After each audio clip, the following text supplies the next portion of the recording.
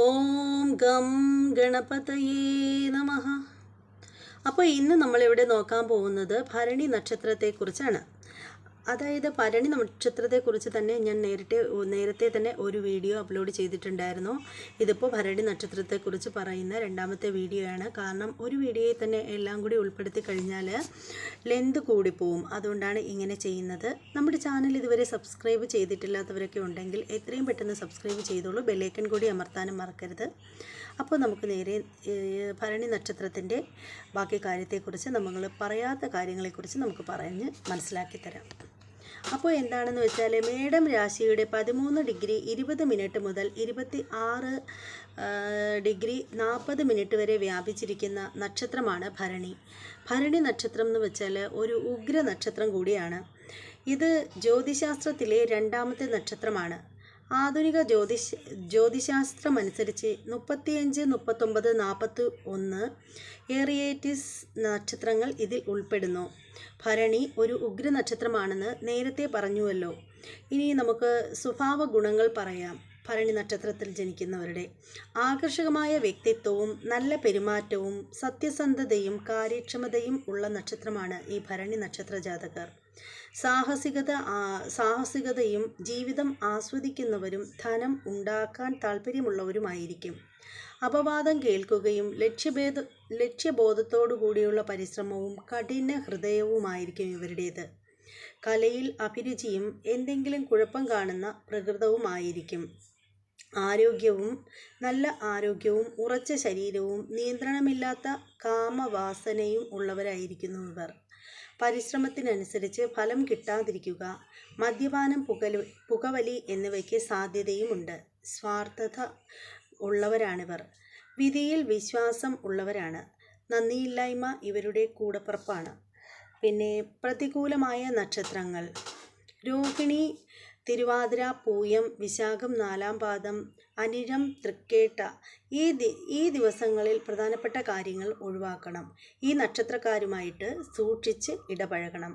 ഇവർക്ക് പ്രധാനമായും കണ്ടുവരുന്ന ആരോഗ്യ പ്രശ്നങ്ങൾ എന്താണെന്ന് വെച്ചാൽ കണ്ണിന് സമീപം പരിക്ക്, ലൈംഗിക രോഗങ്ങൾ, ചർമ്മരോഗങ്ങൾ, തണുത്തു വിറയ്ക്കൽ, ഹൃദ്രോഗം, പനി മുതലായ രോഗങ്ങളാണ് ഇവർക്ക് കൂടുതലായും കണ്ടുവരാറുള്ളത്. പിന്നെ ഇവരുടെ തൊഴിലെന്ന് പറയുമ്പോൾ ഭരണി നക്ഷത്രക്കാർക്ക് അനുകൂലമായ ചില തൊഴിലുകൾ ചുവടെ പറയാം. TV, സിനിമ തുടങ്ങിയ രംഗങ്ങളിലും കായിക രംഗങ്ങളിലും കലാരംഗങ്ങളിലും പരസ്യം, വെള്ളി വ്യാപാരം, പട്ട് വ്യാപാരം, വാഹനങ്ങൾ, വളം, കന്നുകാലി വളർത്തൽ, മൃഗഡോക്ടർ, ചായ കാപ്പി വ്യവസായം, ഹോട്ടൽ, ക്രിമിനോളജി, സൗന്ദര്യവർദ്ധക വസ്തുക്കൾ, തുകൽ വ്യവസായം, കെട്ടിട നിർമ്മാണം, എഞ്ചിനീയർ, സർജൻ, ഗൈനക്കോളജിസ്റ്റ്, വെനിറോളജിസ്റ്റ്, കൃഷി, നേത്രരോഗ വിദഗ്ധൻ, പ്ലാസ്റ്റിക് വ്യവസായം, മാംസ വ്യവസായം എന്നീ ബിസിനസ്സുകളിൽ ഇവർ ഏർപ്പെടുകയാണെങ്കിൽ തീർച്ചയായും ഇവർ അതിൽ വിജയം കൈവരിക്കും എന്നതിൽ യാതൊരുവിധ തർക്കങ്ങളുമില്ല. ഭരണി നക്ഷത്രക്കാർക്ക് ഏറ്റവും യോജിച്ച രത്നം വജ്രം തന്നെയാകുന്നു. അനുകൂലമായ നിറം വെളുപ്പും ചന്ദനവുമാണ്. ഭരണി നക്ഷത്രക്കാർക്ക് യോജിച്ച പേരുകൾ: അവഗഹന്താദി പദ്ധതി അനുസരിച്ച് ഭരണി നക്ഷത്രക്കാർക്ക് പേരിൻ്റെ ആദ്യ അക്ഷരം 1-ാം പാദം ലീയും, 2-ാം പാദം ലൂവും, 3-ാം പാദം ലേയും, 4-ാം പാദം ലോയും. ഈ പദ്ധതി കേരളത്തിൽ ഉപയോഗിച്ച് കാണുന്നില്ല.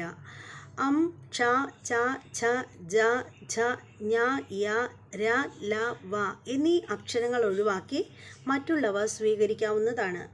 ഇവരുടെ ദാമ്പത്യ ജീവിതത്തിൻ്റെ കാര്യം പറയുകയാണെങ്കിൽ സ്വസ്ഥത വിവാഹ ജീവിതത്തിലെ സന്തോഷങ്ങൾക്ക് തടസ്സമാകും. പങ്കാളിയുടെ ആവശ്യങ്ങൾ മനസ്സിലാക്കി പ്രവർത്തിക്കാൻ ഇവർ പരിശ്രമിക്കേണ്ടതായുണ്ട്. ദുരഭിമാനത്തിനെയും നിയന്ത്രിക്കേണ്ടതായുണ്ട്.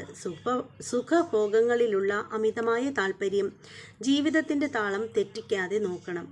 പരിഹാരങ്ങൾക്ക്: ഭരണി നക്ഷത്രക്കാർക്ക് പൊതുവെ ചന്ദ്രൻ്റെയും ശനിയുടെയും രാഹുവിൻ്റെയും ദശാപഹാരങ്ങൾ നല്ലതായിരിക്കില്ല.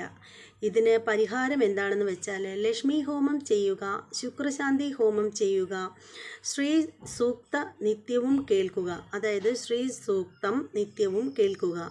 ഈ ശുക്രമന്ത്രം നിത്യവും കേൾക്കുക. വെള്ളിയാഴ്ച ഉപവാസം ഇരിക്കുന്നതും വളരെ നല്ലതാണ്. മന്ത്രം ഓം യമായ നമ എന്ന് ജപിക്കുക. അത് എന്തുകൊണ്ടാണെന്നാൽ ഭരണി നക്ഷത്രത്തിൻ്റെ ദേവത യമനായതുകൊണ്ടാണ്. ഭരണി നക്ഷത്രം ശ്രീ ഭദ്രകാളി അമ്മയുടെ നക്ഷത്രമാകുന്നു. ഈ നക്ഷത്രത്തിൻ്റെ അധിപൻ ശുക്രനും, മൃഗം ആനയും, പക്ഷി പുള്ളും, വൃക്ഷം നെല്ലിയും, ഭൂതം ഭൂമിയും, ഗണം മനുഷ്യഗണവും, യോനി പുരുഷനും, നാഡി മധ്യവും, ചിഹ്നം ത്രികോണവുമാകുന്നു. പിന്നീട് അപ്പോൾ നിങ്ങൾക്ക് എല്ലാവർക്കും ഭരണി നക്ഷത്രത്തെക്കുറിച്ചിട്ടുള്ള എല്ലാ സംശയങ്ങളും മാറിക്കാണും എന്ന് വിശ്വസിക്കുകയാണ്.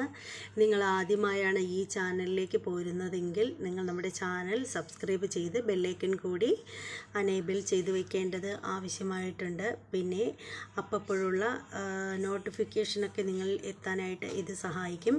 പിന്നീട് പറയാനുള്ളതെന്ന് വെച്ചാൽ നമുക്ക് ഇത് കൂടാതെ തന്നെ മറ്റ് ചാനലുകളൊക്കെ ഉണ്ട്. അതിലൊരെണ്ണം ഉത്തര പ്രമോ ജംഗ്ഷൻ എന്ന് പറയുന്ന ചാനൽ, ഉത്തര ഉണ്ണി എന്ന് പറയുന്ന ചാനലുമാണ്. ഈ 2 ചാനലുകളിലും നമ്മൾ സാധാരണയായി ചെയ്യുന്നത് റിയാക്ഷൻ വീഡിയോകളും റിവ്യൂകളുമാണ് നമ്മൾ അതിനകത്തേക്ക് ചെയ്യുന്നത്. പിന്നീട് തമ്പിച്ചൻസ് വേൾഡ് എന്ന് പറയുന്ന മറ്റൊരു ചാനലും ഉണ്ട്. ഇതിലും ഇതുപോലെയുള്ള വീഡിയോകളാണ് ഇടുന്നത്.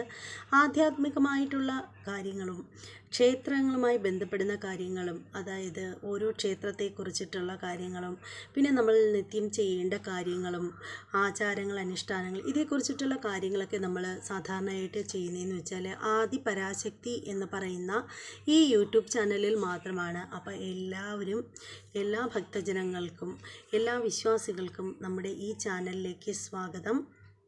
അപ്പോൾ ഈ വീഡിയോ എല്ലാവർക്കും ഇഷ്ടപ്പെട്ടിട്ടുണ്ടെങ്കിൽ തീർച്ചയായും ഇത് നിങ്ങളുടെ സുഹൃത്തുക്കൾക്കൊക്കെ ഒന്ന് ഷെയർ ചെയ്ത് കൊടുത്തേക്കുക. അതുമാത്രമല്ല, നിങ്ങൾ നിത്യവും നമ്മുടെ ചാനൽ ഫോളോ ചെയ്യാനും ശ്രദ്ധിക്കുക.